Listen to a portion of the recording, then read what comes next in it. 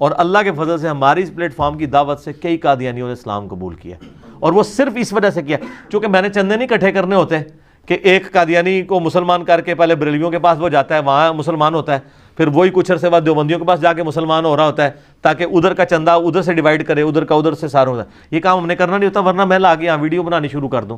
ان کو یہی چیز اٹریکٹ کی ہے کہ جو ہمیں جھوٹے سہارے تصوف کی عبارتوں کے اوپر دیے ہوئے تھے، کوئی بندہ تو آیا جس نے صوفیاء کو بھی اور غلام احمد قادیانی دجال کو بھی دونوں کے غلط نظریات کو غلط کہا ہے۔ یہ چیز نے لوگوں کو اٹریکٹ کیا۔ اگر آپ نہیں کریں گے تو میرے بھائی اب تو پڑھی لکھی دنیا ہے، اب یہ جو آپ کی بھیڑ بکری ہیں وہ تو آستہ یہ آلموسٹ ختم ہونے والی ہیں، 50 60 سال کی تو ہو چکے ہیں ان کے بھیڑ بکریاں جو ہے۔ اب تو جو آگے نوجوان نسل ہے وہ تو یوٹیوب کو دیکھتی ہے اور اپنی عقل بھی استعمال کرتی ہے، تو آپ کی اولادیں تو یہ بات نہیں قبول کریں گی، تو آپ کر لیں جس طرح وہ کہندے نے خادم رضوی صاحب، پیڑ پا کے ویکھ لو، تو پیڑ پا لے، ایسی علمی پیڑ پایا ہے، آ جاؤ تسی بھی اپنا مقدمہ رکھو، میں بھی رکھنا۔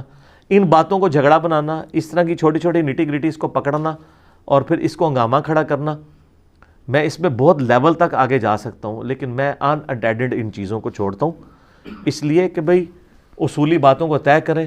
آپ چھوٹی چھوٹی نٹی گریٹیز پکڑیں گے تو یقین کریں پھر معاملات بہت دور تک جائیں گے، ٹھیک ہے؟ پھر کوئی بندہ بچے گا نہیں، پھر میں ہر ایک چیز کا کریٹیکل انالیسس کروں گا، قرآن و سنت کی روشنی میں رکھوں گا، اور پھر ہو سکتا ہے کہ میں ان شخصیات کے اوپر بھی بات کروں جن کے لیے میں احترام کا رشتہ رکھتا ہوں، پھر میں اس چیز کا لحاظ نہیں کروں گا، ان کو سنگل آؤٹ پھر میں اس طریقے سے کروں گا۔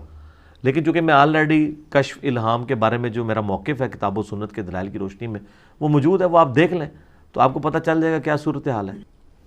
پچھلے دنوں آپ نے دیکھا ہے قادیانیوں کے حوالے سے کتنا ہنگامہ لوگوں نے کھڑا کیا ہوا تھا میرے حوالے سے کہ جی یہ قادیانیوں کے لیے نرم گوشہ رکھتا ہے۔ میں غامدی صاحب والی بات کروں گا کہ میں دنیا پہ بسنے والے ہر اس شخص کے لیے نرم گوشہ رکھتا ہوں جسے موت نہیں آئی۔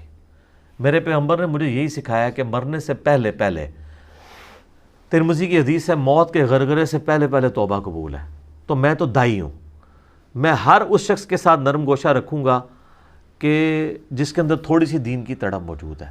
ہاں میں اس کے عقائد اور نظریات کے ساتھ ضرور نفرت کر سکتا ہوں، ایز اے ہیومن بینگ میں کسی کے ساتھ نفرت نہیں کر سکتا۔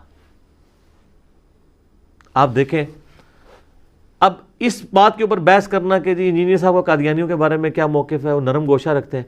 جب میں نے قادیانیوں کو کافر ڈکلیئر کر دیا، اب پیچھے کیا نرم گوشہ رہ گیا؟ آپ کہتے ہیں جی آپ اس کو کافر کہہ رہے ہیں تو آپ کہتے ہیں وہ 6 اور 7ویں گھاٹی کے درمیان ہوگا، جبکہ میرے نزدیک وہ 7ویں گھاٹی میں ہوگا۔ یار ایک اور بندہ آ جاتا ہے وہ کہتا ہے نہیں قادیانی میرے نزدیک جو ہے دوزخ کی پہلی گھاٹی میں ہوگا، اینڈ رزلٹ تو سیم ہے، سارے دوزخ ہی مان رہے ہیں۔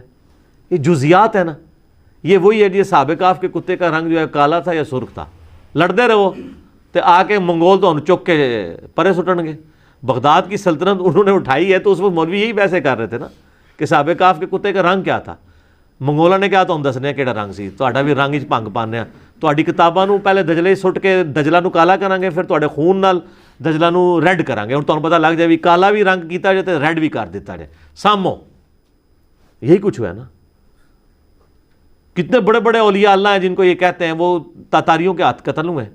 یہ فرید الدین اطار ہیں جنہوں نے تذکرۃ الاولیاء لکھی ہے، ان کو تاتاریوں نے مارا ہے۔ آپ ان کی کتاب کے شروع میں تعارف پڑھ لیں، 627 ہجری میں تاتاریوں نے انہیں قتل کیا ہے، کوئی نگاہ مار کے تاتاری نہیں غائب کر سکے۔ یہ تاتاری تو غائب ہی نہیں سن ہوندے، انج تو نہیں سن انہیں غائب ہونا، ٹھیک ہے نا۔ بڑی بڑی ازمائش، اس زمانے کا کرونا سی تاتاری سمجھ لو، جس طرح ہن کرونا نہیں قابو آ رہا ہے بزرگاں نے، تاتاری بھی نہیں کسی تے قابو آئے۔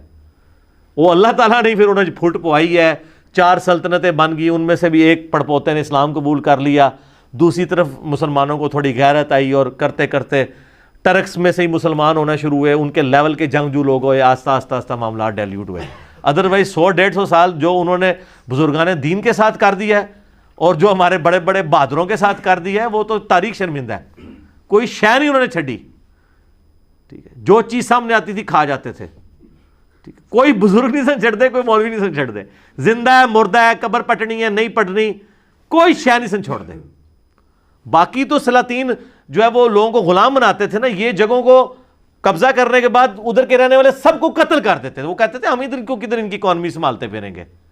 اس لحاظ سے آپ دعائیں دیں گوروں کو، 70-80 سال کی حکومت کر گئے, آپ کو نہری نظام اور ریلوے کی پٹری دے گئے ہیں جو آج تک چل رہی ہے. اگر یہ منگولوں کی حکومت ہوتی وہ 800 سال تک بھی حکومت کرتے, کچھ بھی نہیں تھا دینا, کیونکہ انہوں نے آپ کو مار دینا تھا, آپ کے آباء و اجداد کو, وہ خود ہی رہتے تھے. اتنی وحشی قوم تھی یہ. تو یہ مطلب بات کہاں سے کہاں نکل گئی. اس طرح کے جب ایشوز آ رہے ہوتے ہیں نا, میرے اوپر کلپ کو بناتے ہیں نا, مہربانی کیا کریں میرے اوپر, مجھے آزمائش میں نہ ڈالیں. یہ قادیانیوں کے والے سے بھی کچھ لوگوں نے بڑا فتنہ کھڑا کیا, اور وہ ایکسپیکٹ کر رہے تھے میں اس کے اوپر بولوں گا. مجھے ضرورت نہیں میرے بھائی, میں نے اپنا موقف دے دیا.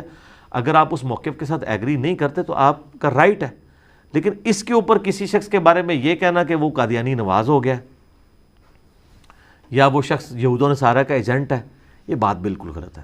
جب میں ان کو کافر سمجھتا ہوں بات ختم ہوگی. اللہ تعالیٰ سے دعا ہے جو حق بات میں نے کہی اللہ تعالیٰ ہمارے دلوں میں راسخ فرمائے, اور جذبات میں اگر میرے منہ سے کوئی غلط بات نکل گئی تو اللہ تعالیٰ ہمارے دلوں سے ہی معاف کر دے. ہمیں کتاب و سنت کی تعلیمات پر عمل کر کے دوسرے بھائیوں تک پہنچانے کی توفیق عطا فرمائے. سبحانک اللہم و بحمدک اشہد ان لا الہ الا انت استغفرک و اتوب الیک وما علینا الا البلاغ المبین. جزاکم اللہ خیرا.